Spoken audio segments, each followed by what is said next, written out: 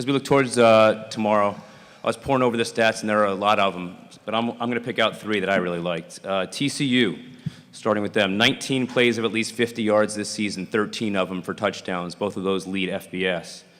Michigan has outrushed its opponent by 100-plus yards in 12 of their 13 games. And then this one I really like. J.J. McCarthy, 3 interceptions. Max Duggan, 4 interceptions. Those are low numbers, by the way. So low that their combined 7 interception total, there are 76 quarterbacks in FBS that have 7 or more interceptions. Those guys have 7 total, and they each played in the conference championship game. So some pretty cool stuff that just shows the caliber of teams we have here for tomorrow. So first off, let's meet TCU head coach Sonny Dykes, who led number 3 TCU to an undefeated regular season and a 12-1 record heading into tomorrow's battle. Coach Dykes, what's the one thing that we can really look forward to when we watch TCU tomorrow? Yeah, I think, again, I just want to thank Verbo for their support of this event in the city of Glendale, and the Fiesta Bowl has just been outstanding. So I just want to say thank you to everybody that's made this week so enjoyable for our players and our coaches and everybody associated with TCU football. I think our team is a team that's going to play hard. I like, our guys. We play for 60 minutes, regardless of the score. We're going to be a team that's excited to play. We've been a team that has overcome a lot of obstacles this year. We've talked about it at length, but we were picked 7th in the preseason poll in the Big 12 this year.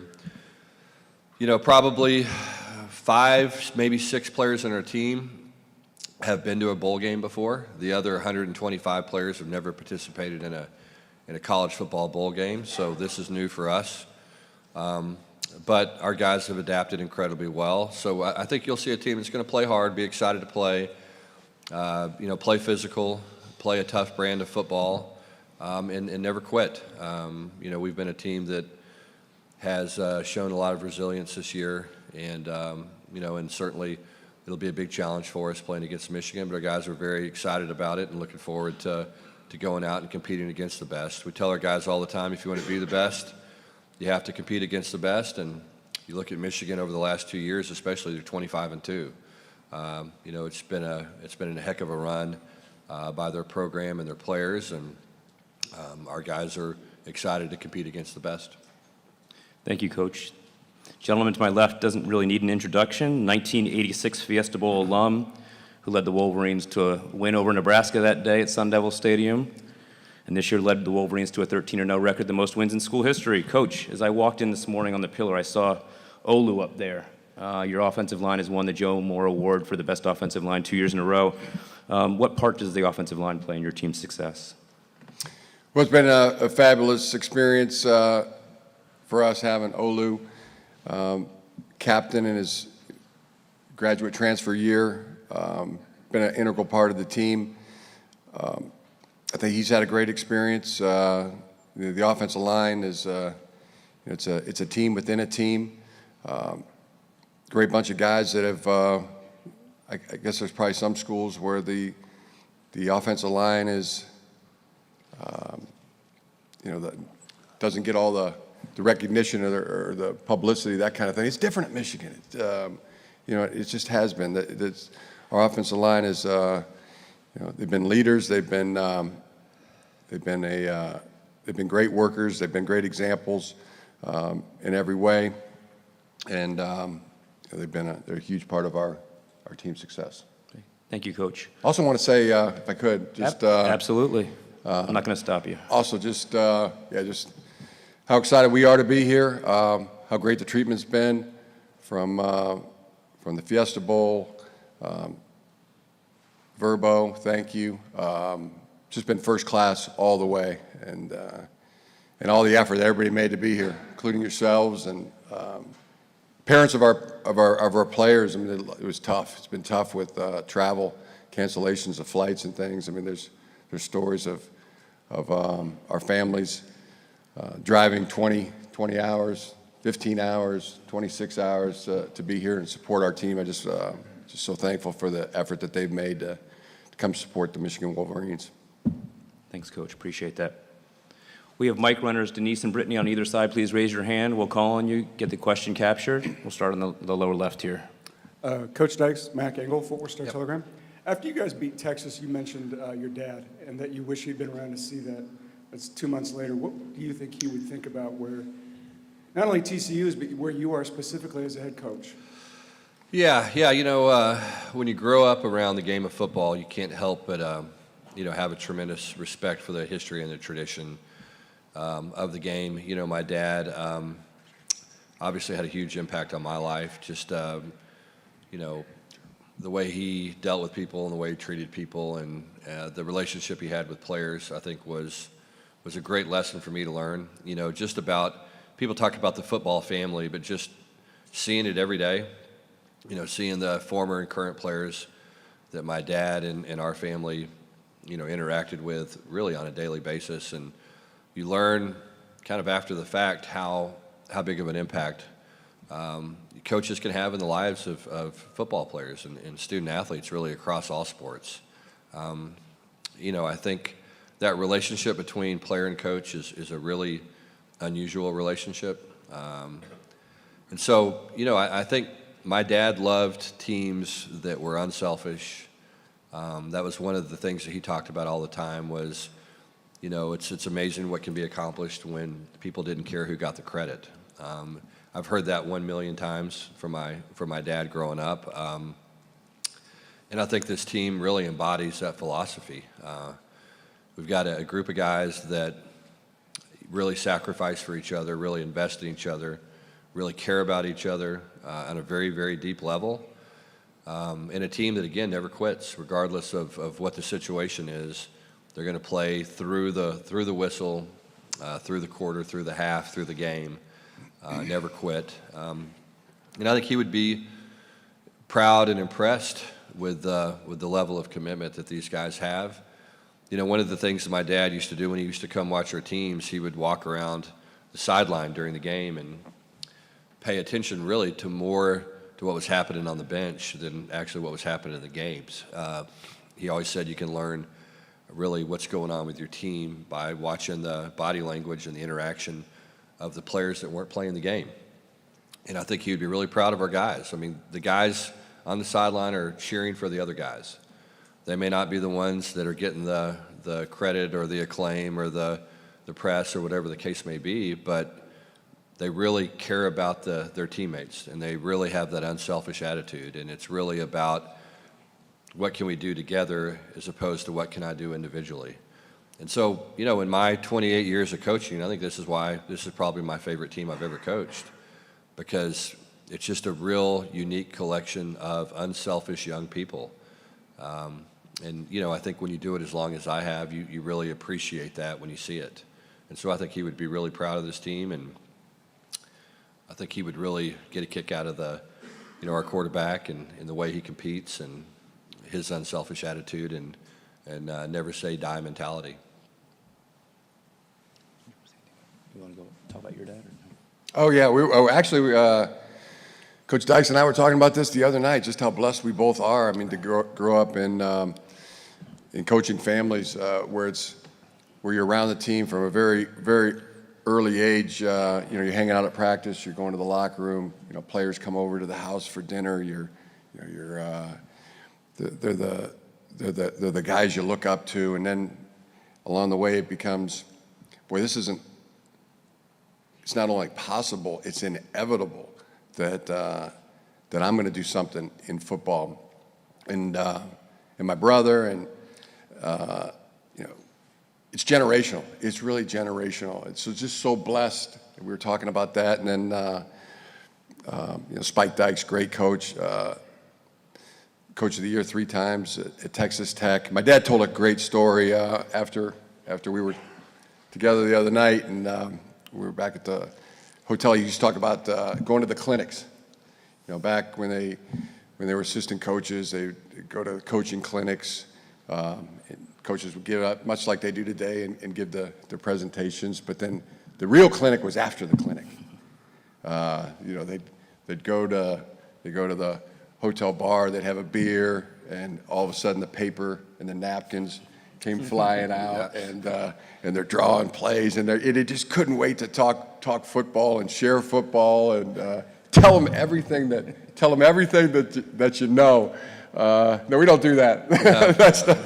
That's something that's changed. But he just talked so fondly about that, and he was at a clinic with Spike Dykes, and that is one of his great memories of coaching and talking ball. So yeah, we're just that's deep. When you start talking about your dads and how much we've learned from our dads and how much our dads have meant to us and the opportunity that they've given us. Like I said, it's something that's generational and now affects our kids and continues. I'll add one more thing to that. Jack and I were talking Harbaugh the other night at this event, and we were talking about the relationships that coaches have, and how different and unusual it is. And I was talking about when I was playing high school football. My dad may be playing Texas A&M, the next day, and I would come in from my high school football game, 1 o'clock after driving back from Amarillo or wherever we were driving back from, and walk in the living room of the house, and my dad and R.C. Slocum were in there having a drink, at 1 o'clock a.m. the night before the game. So in that spirit, I was going to invite Coach Harbaugh over to my hotel room tonight and see if we wanted to open a bottle of bourbon up and reminisce a little bit. I don't know if he'll take me up on it. That's way past my bedtime. On that note, we'll move on to the next question, but we'll start over here on the right-hand side. Trent Krim, The Independent. That was good yesterday. I like that. That's good. Brad Galley from WXYZ in Detroit. A question for both of you, Jim, if you could start with the answer. Each team that you guys led this season was expected to be knocked off by people on the outside, and each week you took shots from different opponents in your conference. You went through the grind. You end the regular season undefeated. Sonny, your team loses in the championship game, but the success all year, the grind of week to week, what's it like now having a month in between this and trying to prepare for that long? Go ahead. I think you said something. Okay. It's different. I think, as I said earlier, this is really the first time for a lot of our guys in our program to go through bowl preparation. And there is a kind of an art to it. You sit down, as everything, you sit down and you say, okay, what are we trying to accomplish? And number one, you're trying to win the game. But there's also an element of we want to develop our young players as well. A lot of these guys, you're trying to win as you go through the season, and sometimes your young players get put on the back burner to an extent. So, we kind of sat down and said, all right, what do we want to accomplish here, with this experience? And obviously it's get to the championship game and try to win a championship. But also in addition to that, it's let's try to get better as a program. Let's try to develop our young players. And at the same time, try to give our guys a great experience. With the idea of, again, the emphasis on winning the game. So a lot of thought and planning and conversations went into it. We tried to call around and talk to some folks that had been, through this before. It is a little different. You do, 3 weeks between games is a little unusual. But, I think we needed to get some rest. That was first and foremost. Some guys healed up and some guys rested. And then at the same time, try to develop our young players for the future and then prepare to play our best football on Saturday. So it's been a heck of an experience. I think we've handled it well. We'll find out Saturday. I mean, that'll be the thing is if we go out and we play well Saturday, then we'll feel great about our preparation. And if we don't, we'll feel really bad about it. And that's just kind of the way it works. Yeah, I think that's really well said. I mean, it's all about the game tomorrow. I mean, really everything's been said that can possibly be said. Every question's been asked, every question answered, and now it's time to go play the game and let it rip. And our guys are excited to do it. People just don't. Not everybody gets this opportunity. I mean, hardly anybody, gets this kind of opportunity. And it's the best of the best playing the best. I mean, you are who your record says you are. I think that was Bill Parcells said that, and they're great. and we're ready to line up. It's time to line up and have at it.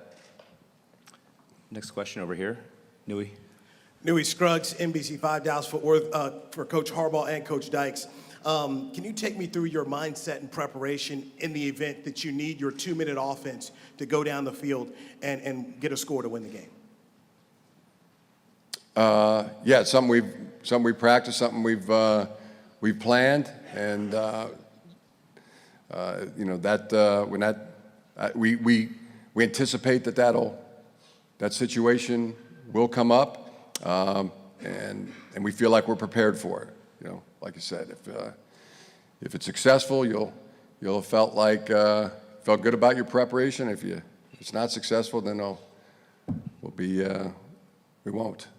But that's our mindset we expect it. We expect to be in that situation, and we've practiced it and feel we'll be successful when that situation comes up. That's our mindset. Yeah, similar to what Coach Harbaugh said. I think, when you sit down and you talk about end-of-game situations, the way college football is now, there's a lot of parity in this game. And, again, you look at our games this year, we didn't have a lot of games that weren't decided at the very end of the game, whether it was 4-minute offense where we're trying to run the clock out and get a couple of first downs to win, or whether it was 2-minute offense where we were playing from behind or even, and we needed to go down and try to win the game at the end of the game. Those situations are a small part of the game, but to me, those are the situations that determine whether or not you're up here on the podium in the college football playoff, really. Had we not handled some of those situations pretty well, then we wouldn't be here today. I think it all begins with your preparation, and it's something that we'll emphasize all spring, all fall camp, just like everybody else during the week of preparation. But at the same time, there's such a fine line between winning and losing, and you better be good in those situations, whether it's 2-minute, whether it's red zone goal line, whether it's short yardage. All those situations in college football today determine the teams that win or lose every Saturday. We're not a team, we're not a team full of first-round draft picks or anything like that. I mean, look, we've got really good players, but we're going to have to master those situations and be really good at them to have an opportunity to win. We'll go back right over here. A constant theme for you and your players this season have been the faith and love you have. Could you talk about the source of your faith and how that strengthens you and what it means to you? Yeah, the faith, family, football, those are the priorities. This has been a particular team that, just a lot of rock solid guys in their faith. It's a family. Guys, they're happy for the other guy's success. They support each other. They have each other's backs. It's a true team. It's a true ball team, and just makes it enjoyable every day, every single day. To be on a team where each guy knows they don't have to carry the whole load. Everybody else is chipping in, doing their fair share, and just like in your faith, God is with you, and you're not doing it alone. And really, when you try to do it yourself, or you think you know better than our Lord, then that's when things seem to go awry. But it's been a tremendous team and family to be around regarding our faith. Iron sharpens iron, as the Bible says, and this team is a true example of that. Great. We'll go back left. Joe Trahan, WFAA TV out of Dallas. This question is for both of you coaches. In those hours and minutes before kickoff tomorrow, there will be so much emotion and energy on the field, in your locker rooms. What is the message for your team in terms of trying to harness all of that energy in a productive way? Yeah, for us, it's, it's go out and play as hard as you can, as fast as you can, as long as you can, and don't worry. And those butterflies are there. They were there every game I ever played. I think most every football player, has them. And until you get that first hit, whether it's a block or a tackle, that's what seemed to make them go away from me. So, yeah, seek contact early, and then play as hard as you can, as fast as you can, as long as you can, and don't worry. Yeah, similar. I think the same thing, applies to us. I mean, it's interesting. Everybody's got a different way of kind of getting ready. We'll have some players that, will listen to music on their headphones and get excited, and then other guys will just be in the corner and be quiet. And everybody kind of does what they do to get ready for a ball game. I'll say this: tomorrow will be a little bit of a reflection, maybe for me before kickoff. Just thinking about my mentor, Mike Leach, passing. I think that's going to be a big, part of my feelings pregame tomorrow. Just the impact Mike had on my life and really college football in general. And we're going to wear a helmet sticker in remembrance of Coach Leach with a pirate flag on it. And he was a big impact on me and really, as I said earlier, football in general. And so I'm sure there'll be a little bit of shout out to Coach Leach, before I take the field, just again, what he meant to me personally and in my life, and certainly wouldn't be here without his guidance and mentorship and the huge impact he had on my life. And just an original guy that did things his way and outside the box thinker, and just was really blessed and fortunate to have a chance to work with him. So I'm sure his memory will certainly cross my mind before we take the field tomorrow as well. Thanks, Coach. I'm going to go back, right. Coach Harbaugh, Hobie Artigue, Local 4 TV in Detroit. You mentioned that opportunities like this don't come around, but here you are very often, but here you are back-to-back years in the college football playoff. You've called your team, especially late in the season, Happy Warriors. That's how you've described it. But how would you describe your last 2 years personally? Well, I love football. I love the game. I love the team atmosphere. I could describe that as that's been my whole life. It's been since 5 years old, and this team has been one of the all-time great ball teams to be on, and I include. Had some great little league teams that I was on, a high school team, college team, pro teams. This is right up there with all the best. None better. It's been that enjoyable. We'll go front left here, coaches. Stephen Johnson, Fort Worth Star-Telegram. Question for both coaches. Both of your teams have two of the top second-half offenses in the country. I think both rosters pride themselves on being able to finish games. In your opinion, what's kind of led to that success in being able to kind of close out those games at the halftime? You want to go first?